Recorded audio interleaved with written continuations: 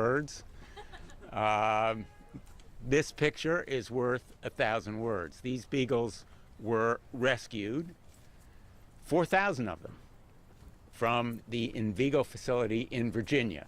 They were rescued from absolutely abysmal, inhumane conditions, and now they have good homes, but only after the Department of Justice intervened with an injunction and then settled the case. And I want to give an enormous amount of credit and thanks to the Humane Society of the United States and to the new owners who have adopted them.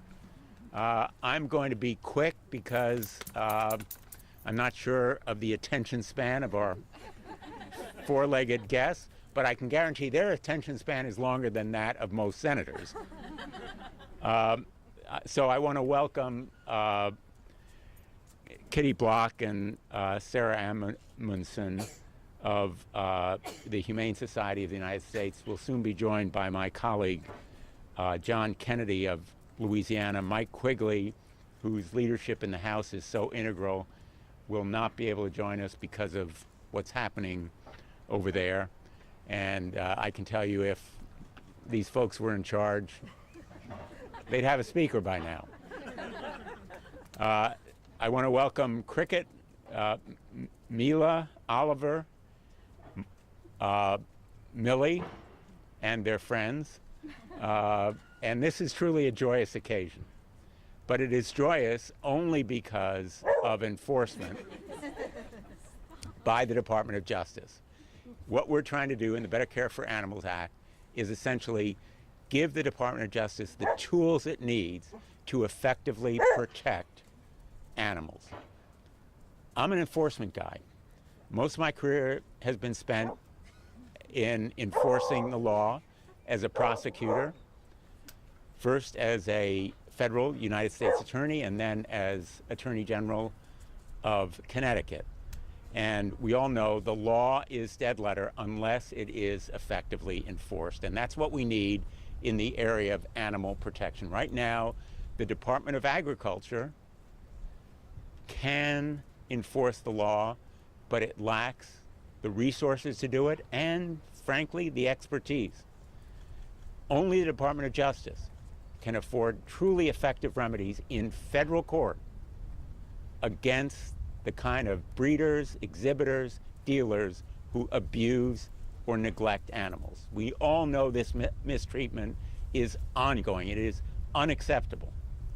And we need the Department of Justice in court to get civil penalties, to get license revocation, to do forfeiture so the dogs are taken away.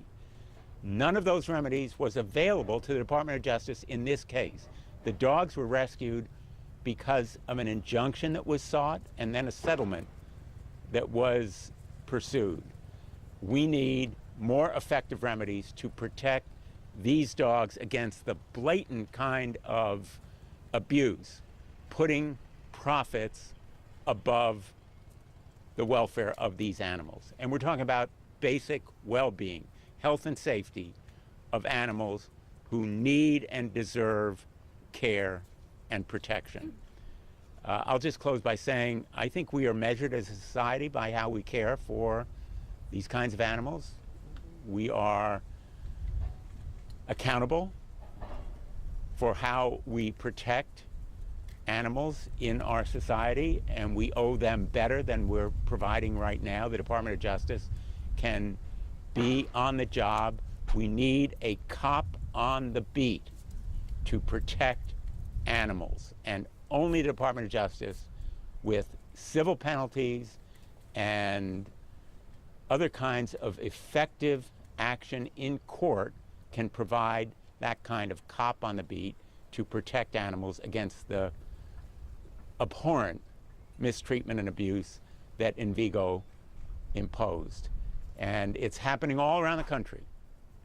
It's rampant, prevalent in every part of the country. The Department of Justice has to be the enforcer and the cop on the beat. And with that, I want to turn to Kitty Block, and we're going to have Senator Kennedy join us at some point. Thank you. Thank you. Thank you so much. Thank you. Incredibly well said, and incredibly grateful to you, Senator Blumenthal, for all you've done for animals, the ones here and everywhere else in the country. So thank you so much. I may have to let Oliver speak in a minute. So he wants a mic. I know a dog who wants a mic, so I will yield the floor at some point. I just want to take a moment to, of course, talk about why we're here today. We are here for these amazing dogs behind me, and because of the Better Care for Animals Act. Their journey, their stories are linked. As you've heard the senator say, it is so important that there is enforcement of the laws that exist to protect animals. And I couldn't be more grateful to Senator Blumenthal, Senator Kennedy, when I hope he is able to get here, Representatives Reschenthaler and Quigley. They are the leads. They are the leads making this difference, making this impact.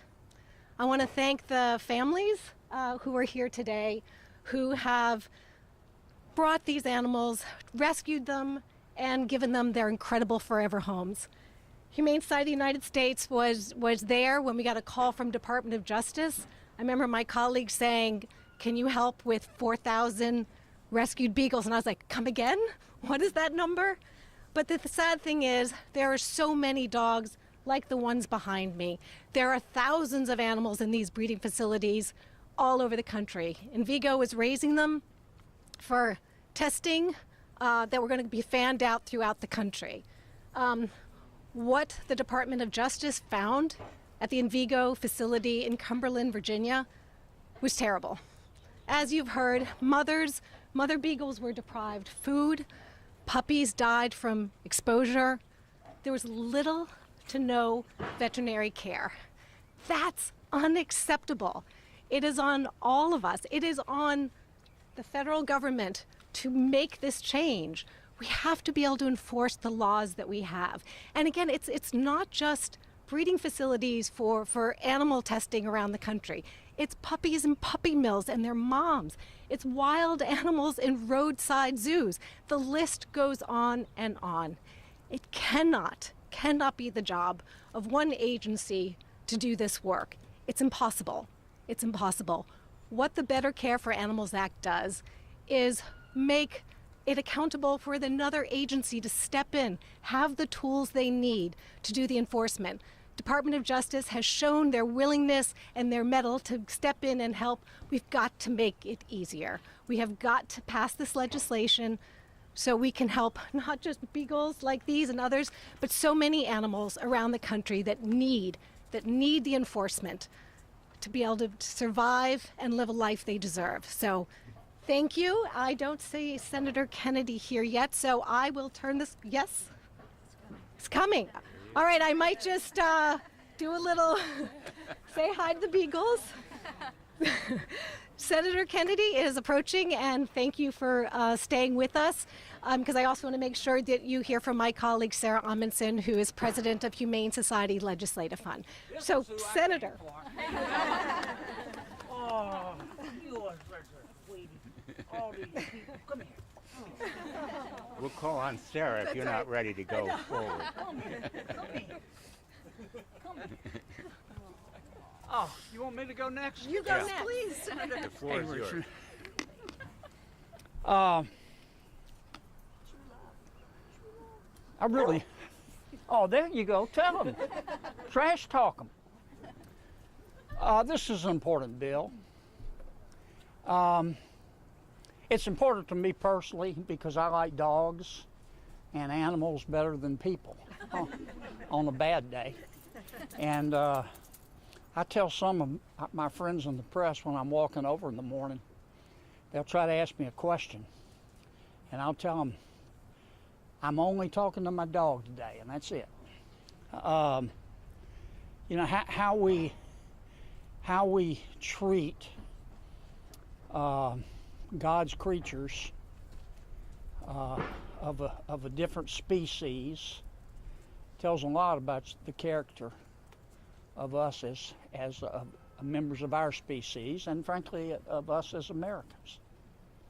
I love beagles. I had a beagle. His name was Roger, and Roger was a rabbit dog, and Roger got lost on a scent one day and showed up at my house, and we took Roger in. We had Roger for 15 years. When I lost him. Roger was a rascal. He would he'd run outside any chance he got, and he'd run off for 2 or 3 days, and I'd be worried to death that Roger, something happened to him. And he would go out, and we lived near some open acreage, and to mask his scent, Roger would roll in cow manure to mask his scent. And he would hunt for 2 or 3 days, and then he'd come back home just staggering, and whatever he had in his mouth, he'd hide under the porch in my backyard. And I loved Roger. God, I cried like a baby when we lost him. One of God's creatures. We already have a law to protect our animals, and that is supposed to put animal welfare first. But the law's not being enforced. There are a lot of reasons for that. I don't want to fuss too much at my friends at the Department of Justice, but they can do a better job. And what Senator Blumenthal and I are trying to do is give them the tools to do a better job, to put our animals first. They deserve no less. And that's why I'm on this bill, and that's why I really do appreciate you coming out today. Okay? Thank you, John. Thank you. Well said. Good job. Sarah? Thank you, Senator. I will be brief because much has been said. Look, the bottom line is Americans love our animals. 66% of homes have pets, at least one pet. In addition, just last year we spent $168 billion on animals. That's how much we love them. Not everybody has a Roger, but I am sure we're desirous of one.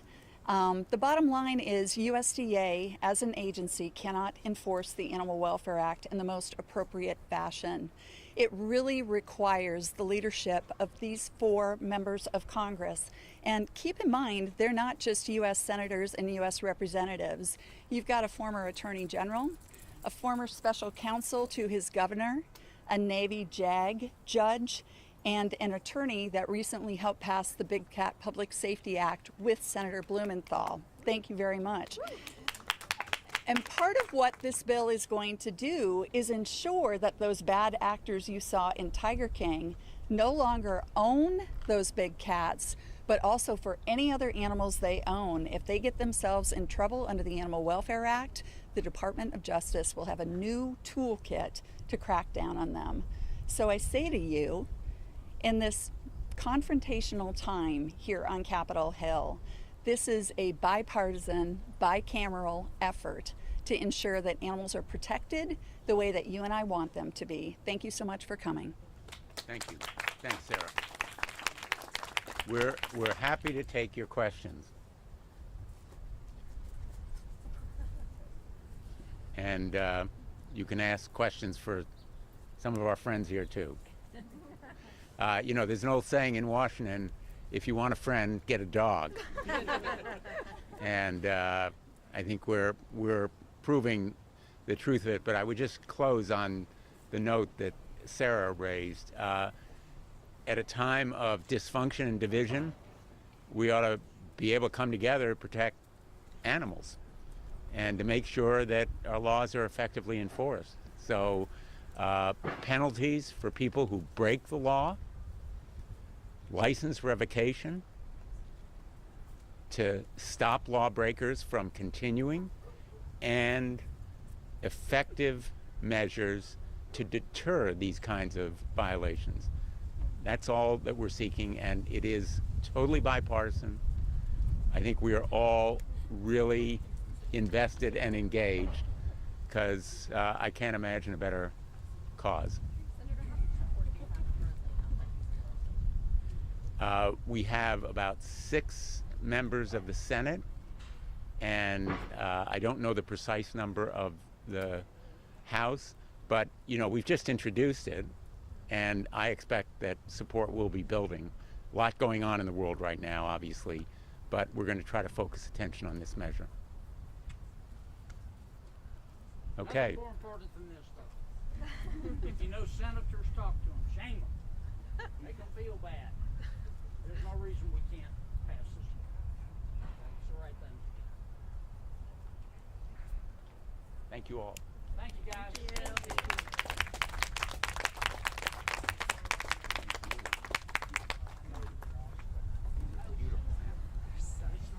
Love of light. We've adopted dogs our whole lives. I've had so many dogs. We've never had a dog that loves light the way she does.